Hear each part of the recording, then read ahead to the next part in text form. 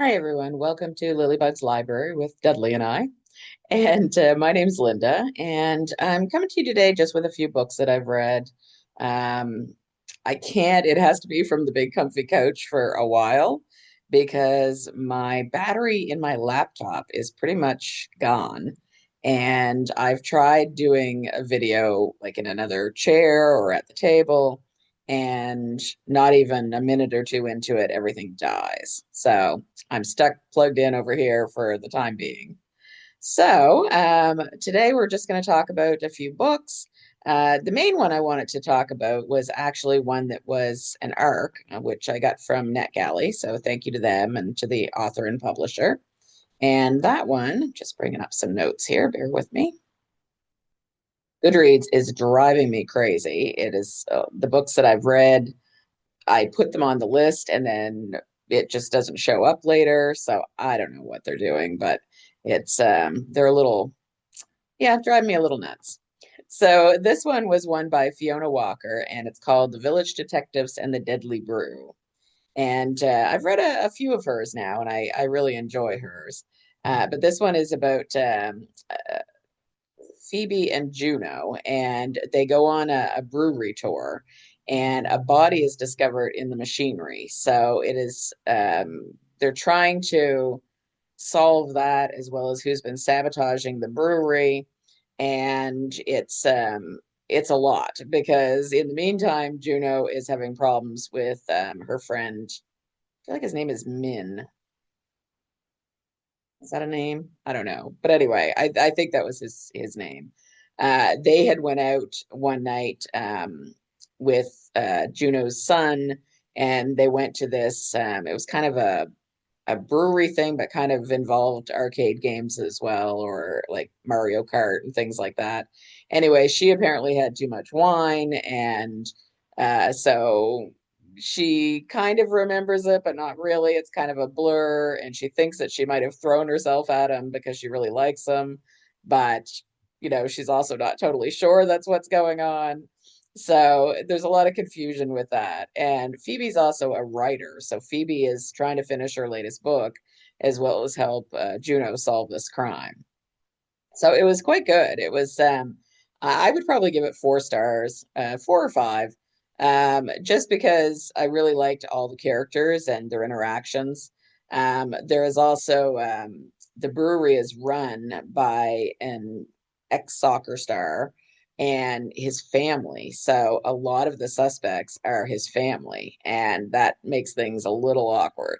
So really enjoyed it.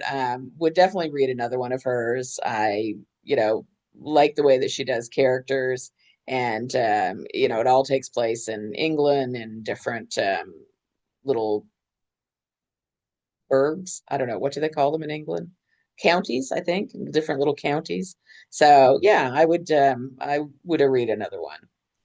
So that one was good. And then I also read some on or listened to some on Audible.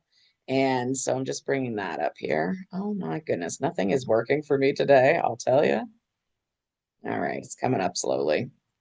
Okay, so I did the Silver Circle Cat Rescue Mysteries, and I did three of them in a row. So those were really good. It was about Ellie Rockwell, and she was laid off from her corporate job, and now she's moved to this small town in Texas, and she's operating a cat rescue.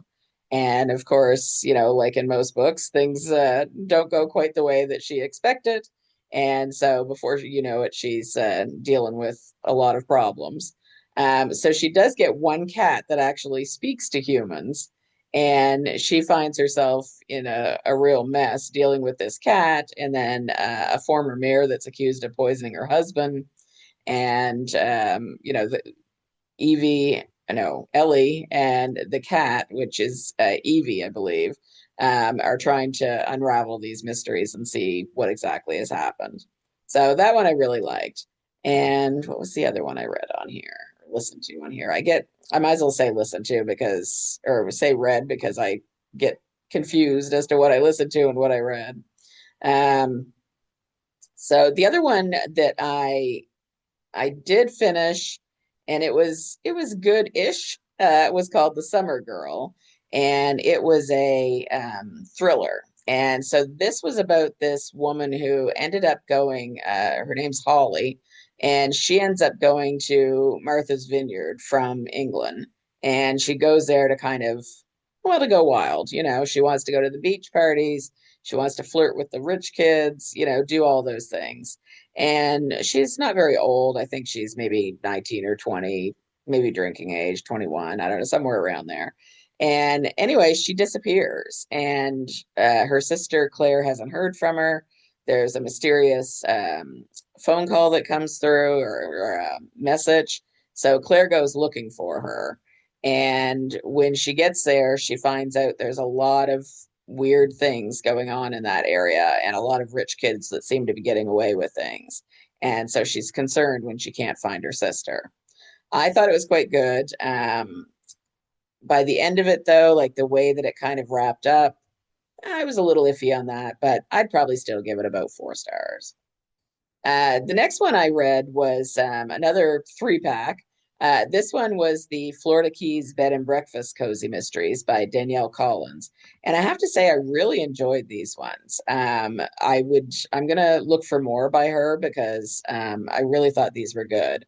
So the first one was the Murder Mystery Book Club. And that one was about Eva, well, they're all about Eva, who runs a bed and breakfast in the Florida Keys. She also has a talking parrot, but so far the parrot hasn't been that helpful in solving the mysteries.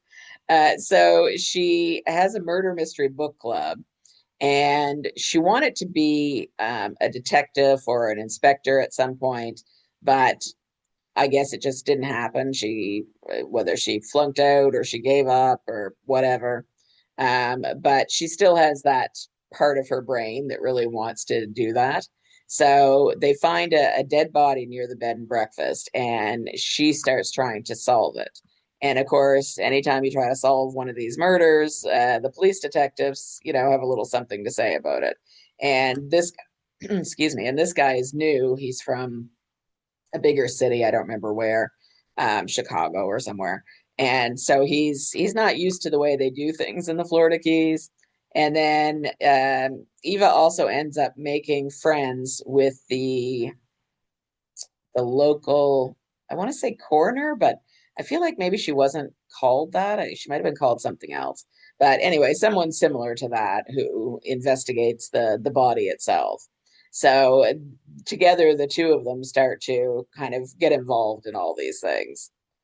So that one was good. And then it moves on from there to the graveyard thief. And she, again, stumbles on a dead body, but this time it's when she's out for a walk and she's near a graveyard and she finds this dead body in the graveyard. But it's not where it should be. And it's a brand new dead body. So again, the police are trying to keep her away from this, but on the side, she's kind of looking into it. And the third one was called On the Wings of Murder. And she decides to take up a new hobby. She decides to try photography. And so she's at this great white heron refuge and she's taking pictures there. And doesn't she stumble over a dead body? I mean, I kind of, you have to chuckle with these things. I mean, we all read them because we love them. But at the same time, if I discovered as many dead bodies as this woman, I don't know, I think I'd be moving. But it was really good, so well done. So I'm definitely looking forward to more of hers. And then I had a couple from Hoopla that I finished. One was part of the Magical Cat series, which I just adore. It was called Faux Paw, and Paw like Paw. And this one was really good. It was let me see if I can bring up what it was about. Sometimes they all kind of blur a little. Um, let's see. Oh, yes. This one, they were trying to put together an art exhibit at the Mayfield Library where Kathleen Paulson works. And so it's all like there's kind of an overbearing curator and this high-tech security system that comes with it. So Kathleen is just, kind of beside herself. And everything seems to be going okay. But then all of a sudden, one of the exhibit's most valuable sketches goes missing and then someone else, the curator, is actually dead on the floor. So somebody murdered him and stole this valuable sketch. So now it's up to Kathleen and her detective boyfriend Marcus to try and find out what happened. And of course, the two magical cats in the book, Hercules and Owen, um, help her to solve this crime. And it's a little funny in this one because they're actually, I wouldn't say fighting, but they're actually, the cats are kind of upset with each other. And so one of them starts to hide the other one's little chicken catnip toys. And the other one does something else to him and puts on Barry Manilow, even though I don't know how he puts it on. But anyway, gets Barry Manilow playing somehow because it upsets the other cat. So it's a little bit of cat feuding in there too, which I thought was really cute because just the two of them are, I don't know, they're some of my favorite pets in all the Cozy Mystery series. And then the other one I read was called Shot Through the Book, and it's another one of the Eva Gates Lighthouse Library Mysteries. And this one was good. It was Lucy McNeil is the librarian, and this time there's a YA book festival coming up, and there's supposed to be authors coming from all over the world, and she's getting ready for this. But then this author shows up at the lighthouse and wants to talk to her, and she doesn't really know why he's there. They're strangers to each other. And so, anyway, she says, fine, have a seat. And she goes to get a cup of tea for them. She comes back and he's dead. And so she's, shocked by this whole thing. And she's trying to figure out, like, who on earth killed him in that length of time.